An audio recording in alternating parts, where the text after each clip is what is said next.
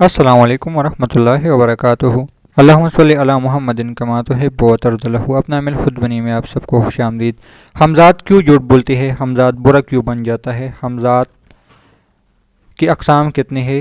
اس طرح کے اللہ سوالات پہ انشاءاللہ میں آج بات کروں گا، اور یہ ضرور یاد رکھ لینا کہ یہ باتیں آپ پوری سن لیں۔ ایسا نہ ہو کہ میں آپ ادھوری باتیں سن لیں اور کوئی مسئلہ نہ بن جائے، یا کوئی عامل اس باتوں کو سن لے اور آپ کسی عامل سے لڑائی کر لے، جی اس طرح مختلف باتیں ہوگی، اس لیے آپ ان باتوں کو پورا سن لیں۔ حمزات برا کیوں بن جاتا ہے؟ یہ حمزات پیسے کیوں لیتا ہے؟ سب سے پہلے اس بات پہ پہلی بات، جو اس سے بھی اور پہلی بات ہے، حمزات ہر کسی کے پاس آتا بھی نہیں ہے۔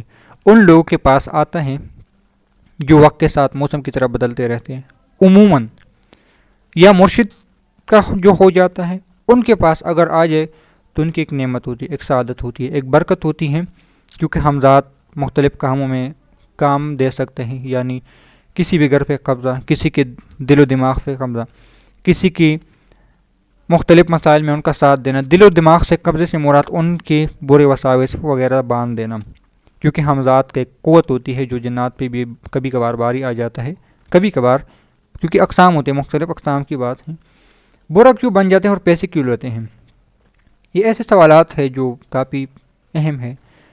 ایک اسٹوڈنٹ سے میری بات ہوئی تھی کہ آپ پہ حمزات سے آپ کو اتنے پیسے، حمزات اتنے پیسے مانگ رہے ہیں آپ کو چھوڑنے کا۔ اس نے مجھے عجیب جواب دیا، اگر وہ مانگ رہے کیوں پہلے خود کیوں نہیں لیتے؟ تو یہ ایک علیحدہ فلسفہ ہے۔ ہمارے پاس کچھ روحانی طاقتیں بھی ہوتی ہیں اور کچھ شیطانی طاقتیں بھی ہوتی ہیں، اب آپ کی مرضی ہے کون سی آپ نے لینی ہے۔ ڈشیں لتادات ہیں، جو آپ کو پسند ہو وہی لے لیں۔ اصل میں وہ اس چیز کے پیسے نہیں لیتا کہ میں چلا جاؤں، وہ انتقام ہوتا ہے ایک، جس کو ہم رجت بھی کہتے ہیں۔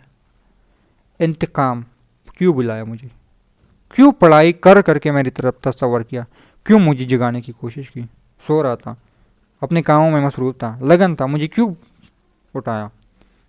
تب میں چڑوں گا جب مجھے یہ پلا کام کر کے دے۔ اللہ معاف کرے، بعض حمزات تو ایسے ہوتے ہیں جو انسان کو تو طوائف و کیٹی تک لے کے جاتے ہیں، بعض انسان تو مندروں تک لے کے جاتے ہیں، بعض انسان حمزات ایسے ہوتے ہیں جو اللہ والوں کی طرف لے کے جاتے ہیں۔ تمہارا یہی صحیح راستہ ہے۔ یہ ان حمزاتوں کی میں بات کر رہا ہوں جو انسان وقت کے ساتھ تبدیل ہوتے ہیں۔ مثال کے طور پر ایک بندہ ہے، 2 دن ماشاءاللہ تبلیغ میں چلا گیا، 3 دن گلوکاری پر کرنے لگا، چوتھے 7ویں دن ناچ گانے میں چلا گیا، 5ویں 6ٹھے دن پھر تبلیغ میں چلا گیا، پھر مجھے یہ پسند آیا، مجھے یہ پسند ہے۔ حمزات کو آتا ہے غصہ، کیونکہ یہ روحانی لوگ ایسے ہوتے ہیں، ان کو ایک ہی مزاج میں چلنا پڑتا ہے۔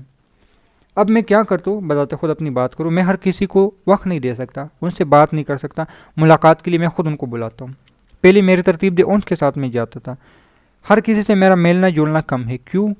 مجھے پتہ ہے میری روحانی طاقتوں کو نقصان ہوتا ہے۔ نقصان کس طرح ہوتا ہے؟ میرے پاس کوئی طاقتیں ہیں نہیں، لیکن اس کا اثر مجھ پہ آتا ہے، اس کا اثر مجھ پہ آتا ہے۔ میری جتنی بھی روحانی بڑھانے کی کوشش کرتا ہوں، جتنی ہے اس کو تو محفوظ رکھوں، لیکن اگر میں ملتا ہوں اور اسی جگہ پہ کوئی اور آیا شیطانی طاقت والا، ویسے نا وہ کہتے ویسی لڑائی بن جائے گی ان کے درمیان۔ جب لڑائی بن جائے گی تو اس سے بہتر ہے میں ہر جگہ مداوات بھی نہیں کرتا، ہر جگہ میرا جانا بھی نہیں۔ اسی وجہ سے نہیں جانا کہ ان کے پاس کیوں میں لوں، میں اپنے اسٹوڈنٹ کو سنبھال لوں، اپنے مریضوں کو سنبھال لوں، اپنے یوٹیوب کو سنبھال لوں۔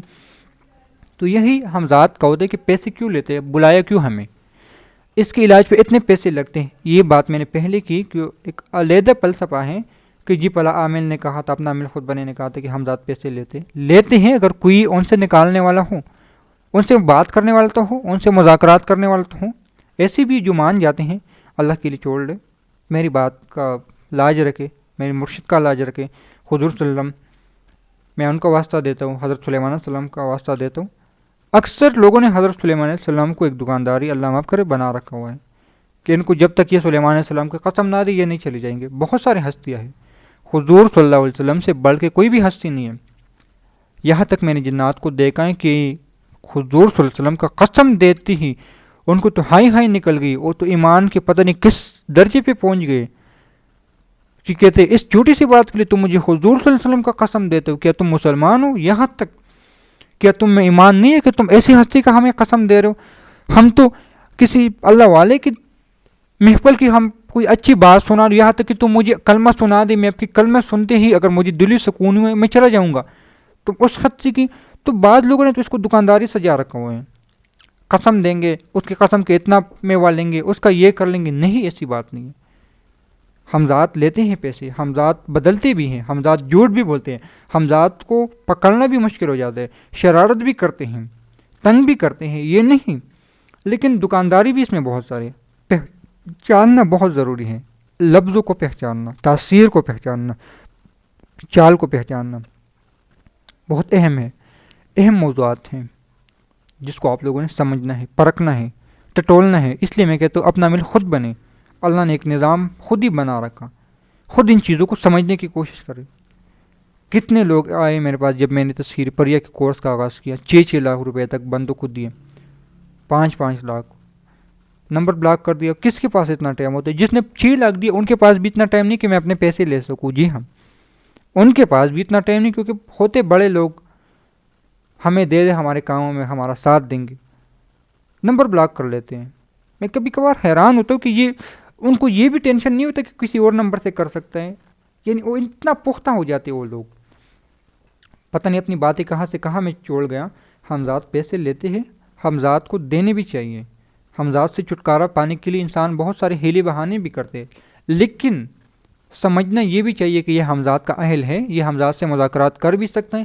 کیا اس کی جان کے بعد ہم ذات ہمیں چھوڑ دے گا بھی؟ یہ اہم ہے. ہم ذات کو بلایا، کیوں بلاتے ہیں یہ بھی ایک بات ہے. بلاتے کیوں ہیں؟ کیوں؟ کیا وجہ ہے؟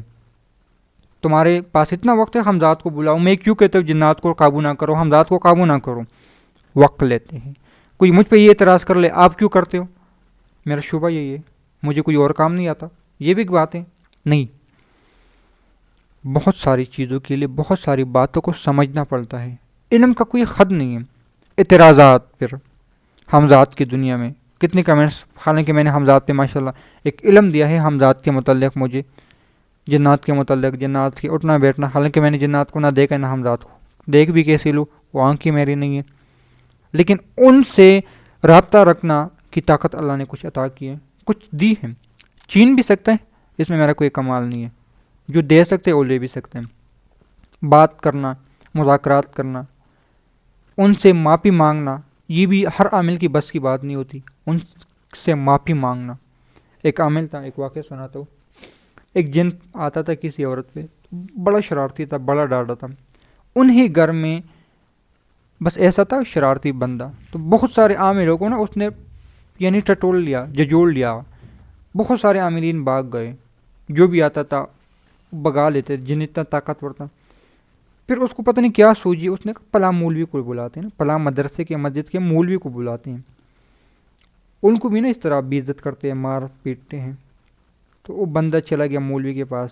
کہتے اچھا بس اب یعنی آپ نا کسی نے بتایا کہ آپ بہت سارا. اس نے کہا میں نہیں جانتا، لیکن کہا نہیں.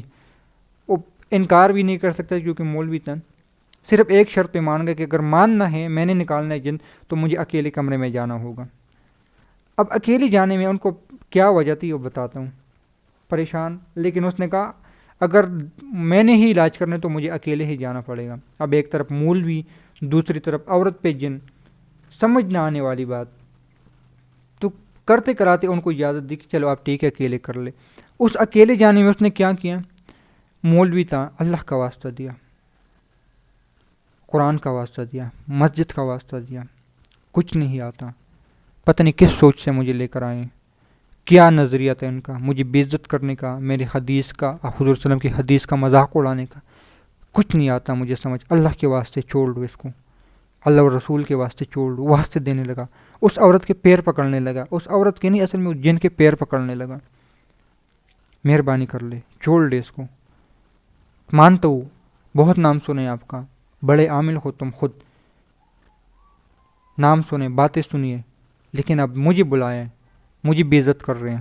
اللہ کا واسطہ دے رہے ہو، چھوڑ دے اس کو. جن خود ہی آ گیا، سامنے آیا جن کی روپ میں، دوسری شکل میں. آج تک تو بہت آئے جن کہنے لگا، مجھے اتارنے کے لیے، مجھے پکڑنے کے لیے. کوئی نہ ٹک سکا. تمہاری باتیں ہی مجھے جانے کی پر آمادہ کر رہی ہے. وہی بات جو میں نے پہلے کی کہ جنات کبھی کبھار غصہ بھی ہوتے ہیں.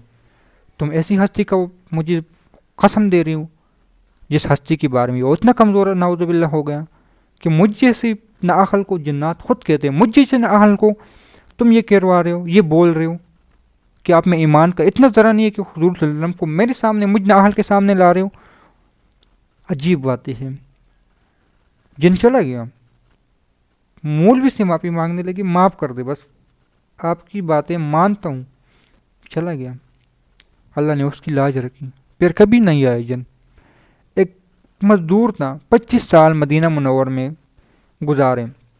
کسی محلے میں لڑائی ہو گئی، محلے والے نے کہا کہ اب بڑا ہے، یعنی بابا جی ہو چکے ہیں، اس کو بلاتے ہیں. اور پھر جب بلایا، ان کے ساتھ بھی ایسا ہوا. کتے کو واسطہ دیا کہ میں مدینے سے آیا ہوں، تو مجھے ڈانٹ رہے، مجھے بونک رہے. کتا انسان بالکل شریف بن گیا. عجیب باتیں ہیں. بات کو یہاں پر ختم کر دیتا ہوں. اللہ حافظ.